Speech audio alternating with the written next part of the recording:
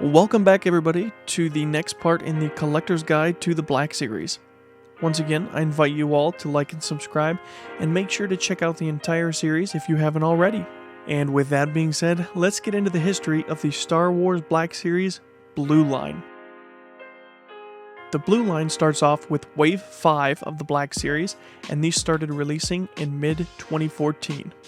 And starting off Wave 5 is the Sand Trooper with Black Pauldron. He comes equipped with 2 blaster rifles and a backpack. This is basically a repaint of the Wave 1 Sand Trooper from the Orange Box line. Next is Darth Vader himself. It is odd that it took 5 waves to get him out, but I can only imagine how popular this figure was when it was finally hitting shelves. He comes equipped with his red lightsaber and that soft goods cape.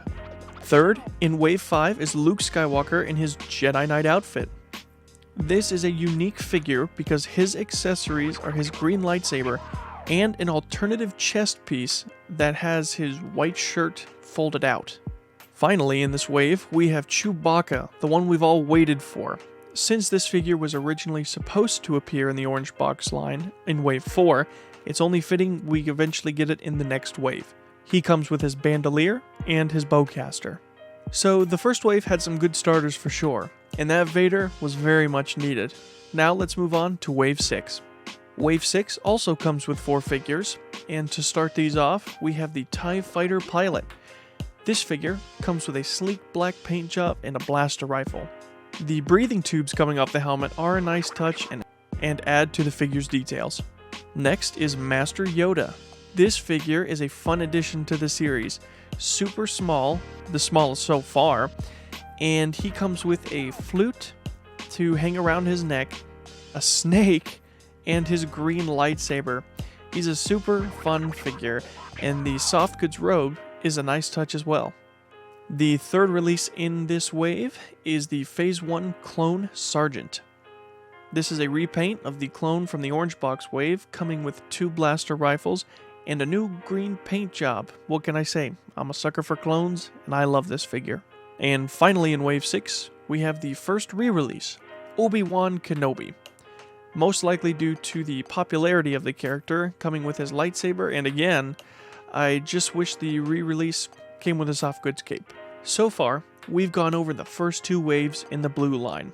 But there were some awesome exclusives like we had before. There's some really cool releases here, so let's go ahead and kick it off with the Walgreens exclusive Boba Fett prototype figure.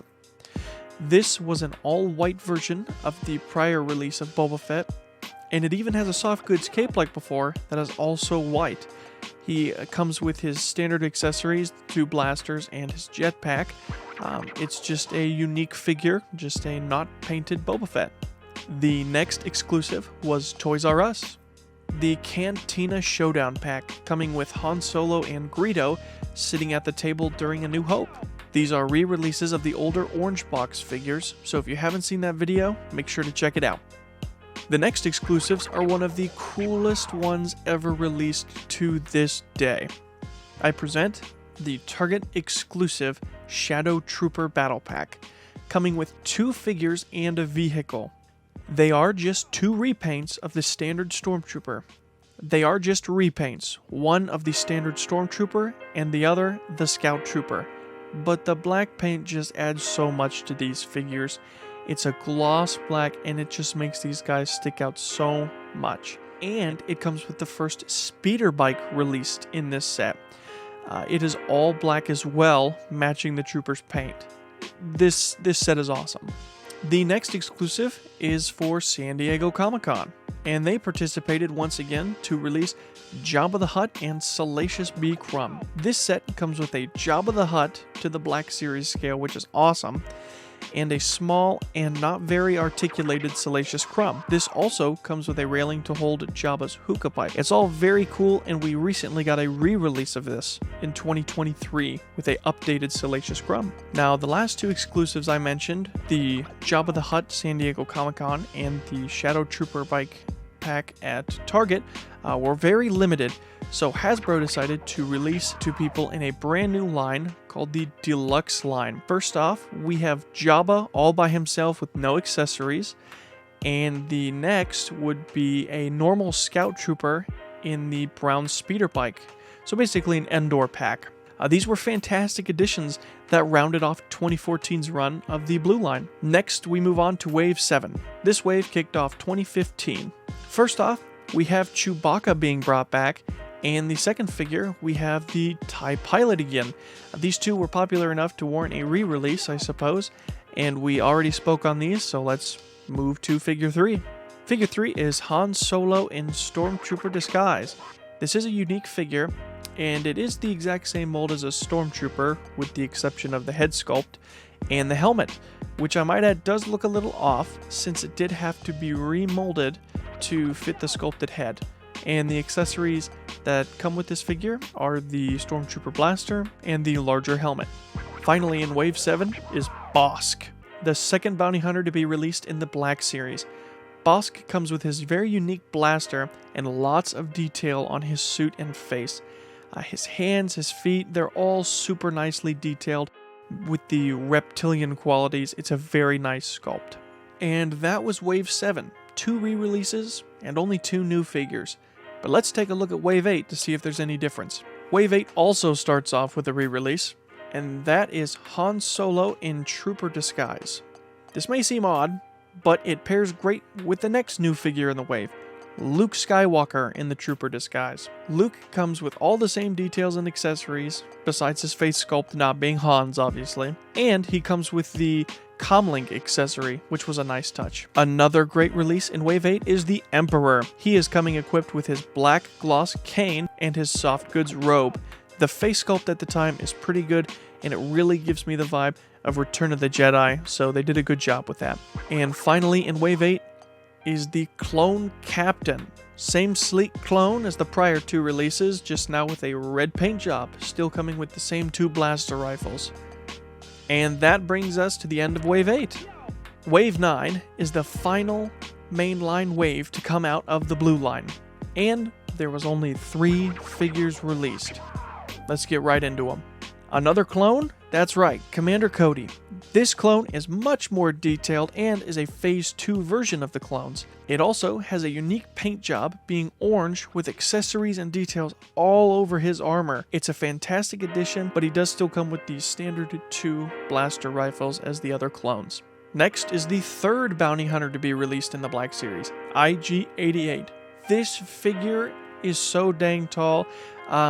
It's one of the tallest figures released so far, rivaling Darth Vader and Chewbacca. IG-88 has a silver metallic paint job and comes with 3 accessories: a sniper rifle, a blaster, and an axe. This figure is notorious for not being able to stand up very well due to the thin legs, but it still looks cool nonetheless.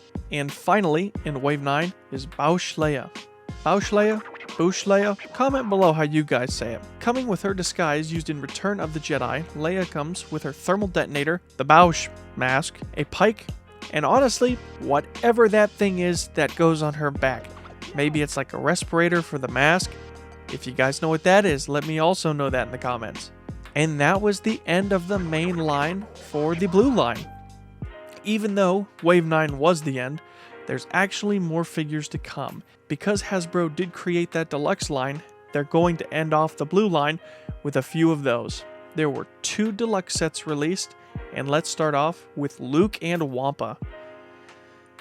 The Luke and Wampa was an amazing set. The Wampa has a detachable arm, and when you buy the box, Luke is hanging upside down, and I thought that was a really fun detail. Luke is in his Hoth uniform, and he comes with a blaster pistol and his lightsaber.